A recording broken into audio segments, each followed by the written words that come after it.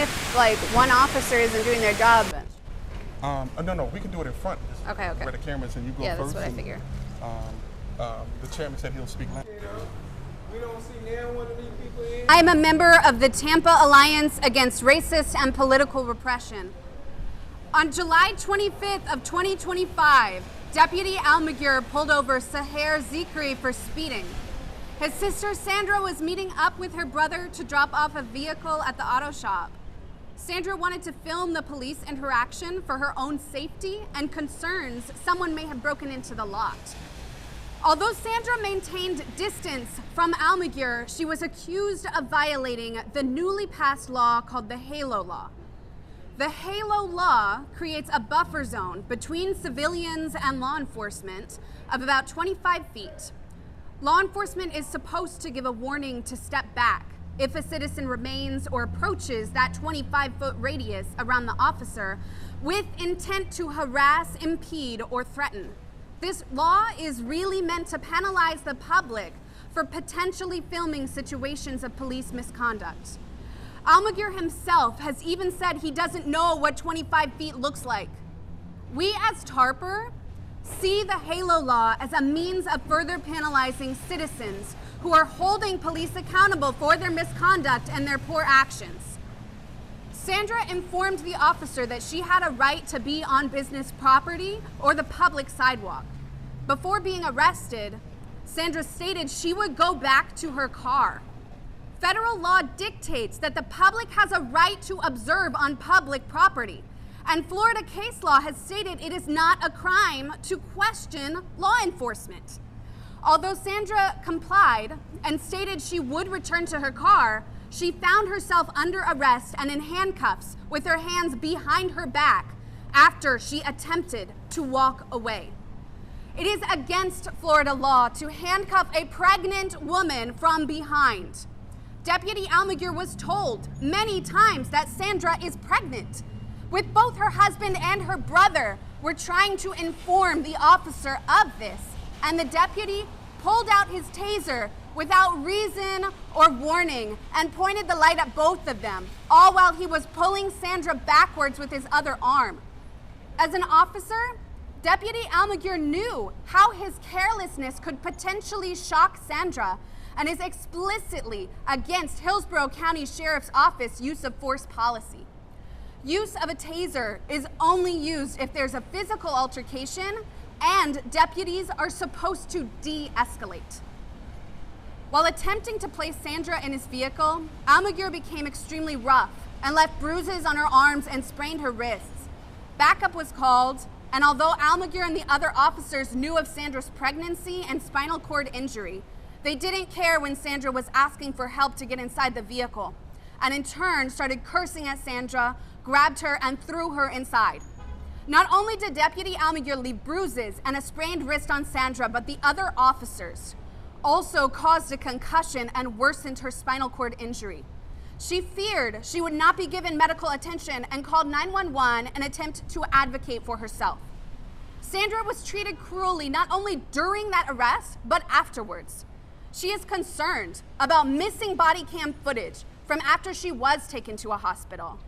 Almaguer had her illegally shackled to that hospital bed for 12 hours, let her soil herself, and cursed at her. Almaguer's camera footage is missing, even though his shift partner commented that it was on, and that shift partner's footage is still accessible. Let's not overlook that stress and abuse absolutely affected Sandra's unborn child. During that hospital visit, the baby had low fluids and a fast heart rate. Sandra faced 3 wrongful charges: a first-degree misdemeanor for misuse of 911 services, child abuse charges, which were dropped after a judge found there was no evidence of abuse, and a second-degree misdemeanor for unlawfully impeding, threatening, or harassing a first responder. In addition, Sandra recently had a resisting an officer without violence charge added to her 2 existing charges with no explanation as to why it was being applied. Recording an officer is not resistance. Refusing to get in a car and drive away from a routine traffic stop, a request a cop can't make, is not resistance. Requesting help getting into a police vehicle when pregnant and disabled is not resistance. Advocating for one's own health and safety is not resistance. Jamel asking, why are you roughing her up? She's pregnant, is not a reason to pull out a taser. The state has dropped one charge against Sandra's husband after the state has clarified that Jamel never threatened anyone with a gun and Almaguer was dishonest. Although they conveniently forget that this charge was dropped when they respond to the press.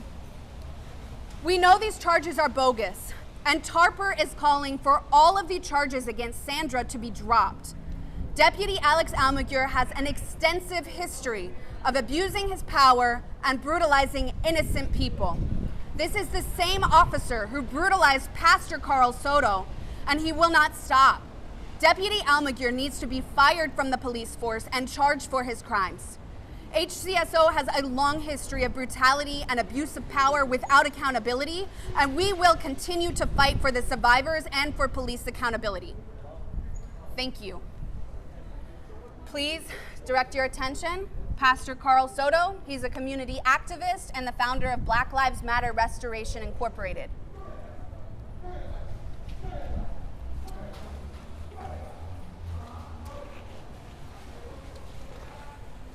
My name is Reverend Carl Soto. I'm a national civil rights activist, and as of this morning, a new member of the Panthers of Florida under the leadership of our honorable chairman, Chairman Robert Sherman, who's standing alongside me that you'll be hearing from shortly. Today we talk about one deputy, two lives, two situations, two different occasions, same officer. On August 29th, 2024, as I was on my way to go and pick up my children from school, I noticed the deputy immediately get behind me as I made a turn on Hillsborough Avenue in Tampa, Florida. This deputy did not initially initiate a traffic stop, but this deputy chose to follow me bumper to bumper for roughly 4 miles before initiating the traffic stop. During the 4 miles that he was following me, many things ran through my head. Typically, when officers get behind a vehicle to read a tag, it takes them no more than 15 seconds to run the tag to verify that the vehicle is in compliance with Florida law. But this deputy followed me for roughly 4 miles before initiating the traffic stop. When he did, I pulled over, lowered down my driver's side window, put my hands on the steering wheel, had my phone in my right hand, but made sure I did all the things that I was supposed to do as a black man during a civil traffic stop. But that was not enough for Deputy Alex Almaguer. I noticed through my rear view mirror and my passenger side mirror that as this deputy exited his vehicle, he approached me with his hand clenched to the handle of his unholstered firearm. Many things ran through my mind as this occurred. Why? Why was this happening to me? Out of all the families that I've assisted, out of all the work that I've done in Hillsborough County, I could not understand why a deputy would want to approach me with his hand clenched to the handle of his unholstered firearm. So by the time he approached me, I asked him what was the reason for the stop. I let him know that I had a dash cam going, and I let him know that he had 0.2 seconds to explain to me what he pulled me over for. Because I watched him follow me for 4 miles, there was no reason for him to approach me with his hand clenched to his unholstered firearm, and I wanted to know the reason for the stop.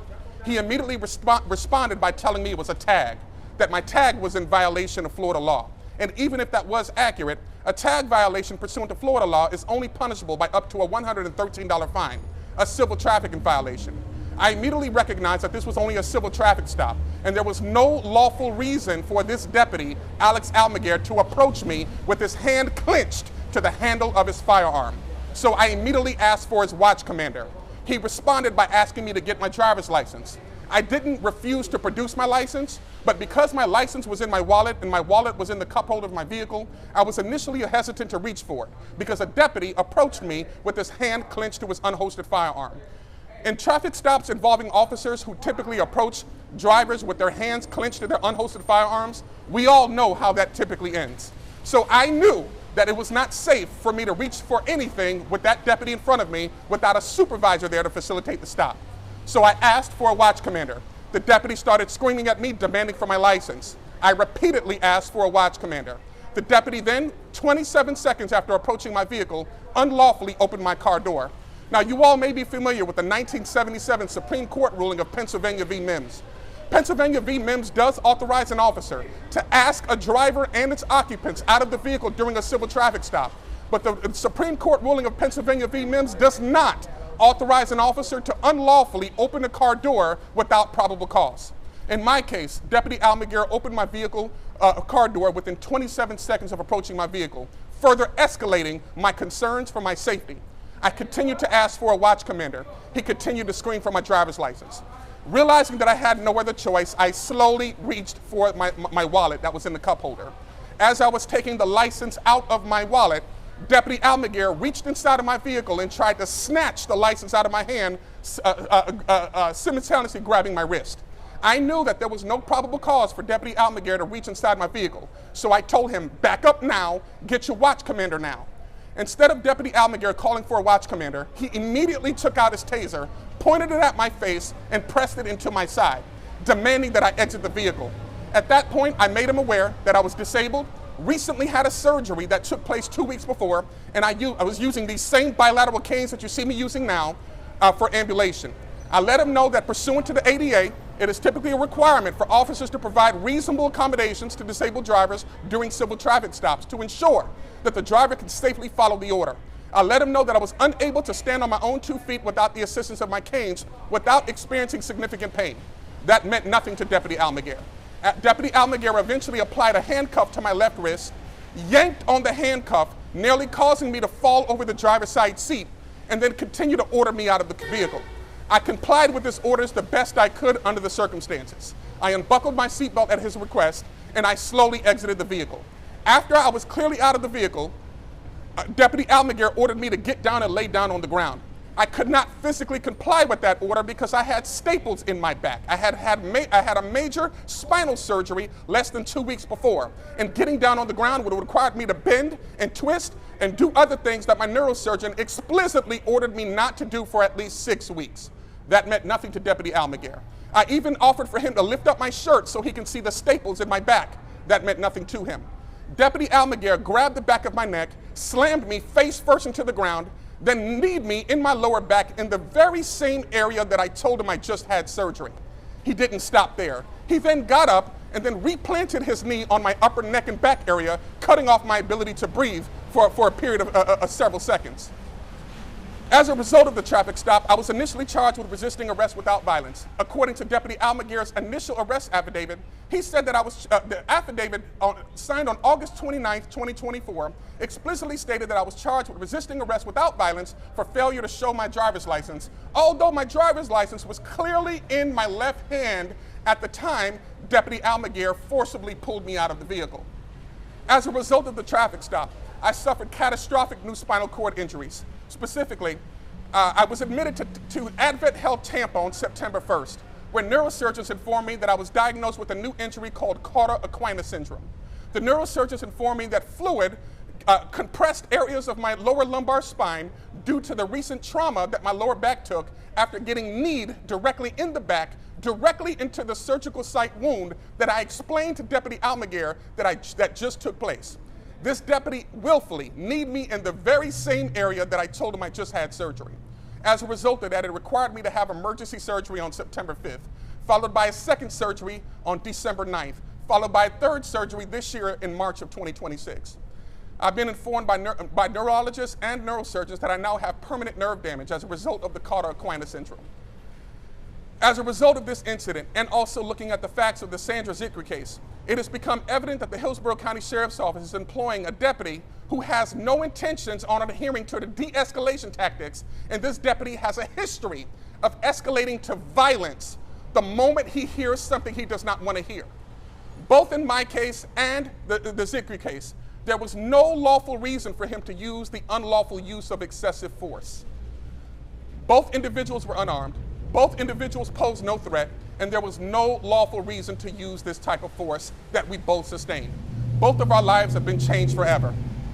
A federal lawsuit was filed on my behalf in April of 2025. The Sheriff's Office responded to this lawsuit with the unfounded allegations that I reached for my gun or a gun during a traffic stop. I am a lawful concealed carry permit holder. I did have a lawful weapon inside the vehicle, but it was encased in a box on the opposite side of the vehicle. At no time in shape or form in the body camera footage does it ever show me reaching anywhere near the passenger side vehicle. What's more further humiliating about this experience is just several days after the traffic stop, the sheriff's office contacted me to let me know that my weapon that was in the vehicle was available for pickup. If I really did reach for a firearm during the traffic stop, that weapon would not have been returned to me within 1 week. In addition, they also came up with the unfounded allegation that I grabbed and pulled Deputy Almaguer's arm during the traffic stop. They even provided a specific timestamp. The allegation is unfounded. In my case, a use of force expert by the name of Dr. Kenneth Kinsey submitted a thorough affidavit debunking the allegations of the Hillsborough County Sheriff's Office that I ever physically resisted. I never refused to produce my license. Again, I was hesitant to reach for it because this deputy approached me with his hand clenched to the handle of his unholstered firearm. In the midst of litigation, I specifically requested dash camera footage, body camera footage, Axon records footage, all records related to the traffic stop. Specifically, in August of 2025, I sent over a request to produce to the Sheriff's Office attorneys requesting all records related to the traffic stop because it has come to my understanding that Deputy Almaguer has denied ever approaching my vehicle with his hand clenched to his unholstered firearm. So I knew that one way to debunk his allegation was for them to produce his dash camera footage, the same dash camera footage that was used in the case of Sandra Zikry, in addition the Axon records. I knew that when a deputy typically unholsters his firearm, it sends a signal to his Axon. So I requested those records. In September of 2025, the attorney representing the Sheriff's Office explicitly informed us that the only evidence that they had available was the dash camera footage of Deputy Almaguer and the sergeant who later arrived at the scene. Somehow, in May of this year, I filed a motion for sanctions regarding this matter that is currently pending before the court. And in response to this motion for sanctions, the Sheriff's Office has now surprisingly produced a master sergeant who claims that he's reviewed the Axon records mysteriously, the same records that the Sheriff's Office claims did not exist last year. Now, all of a sudden, in response to a motion for sanctions against them, with their backs against the wall, they produce a so-called master sergeant who submits an affidavit with the allegation claiming that he reviewed the Axon records, and the Axon records does not show that the deputy ever unholstered his firearm. I have yet to see these so-called Axon records. My experts have yet to see these Axon records. It has become evident that the Hillsborough County Sheriff's Office has an issue with transparency. It is completely appalling that we have a sheriff, Chad Chronister, who was knowingly and willingly allowing a man like Deputy Almaguer to patrol our streets, a man who has a history of violence. This is deeply troubling and concerning. So I have submitted a thorough letter to the DOJ asking them to intervene and conduct their own federal probe into not only the Hillsborough County Sheriff's Office, but into Deputy Almaguer, not only for my traffic stop, but for the traffic stop of Sandra Zikry. Now, I'm standing alongside the Honorable Chairman Robert Sherman. He is the leader of the Panthers of Florida. This organization has provided decades of work to the Black liberation movement over the course of the last 2 decades. I'm going to give him the opportunity to speak.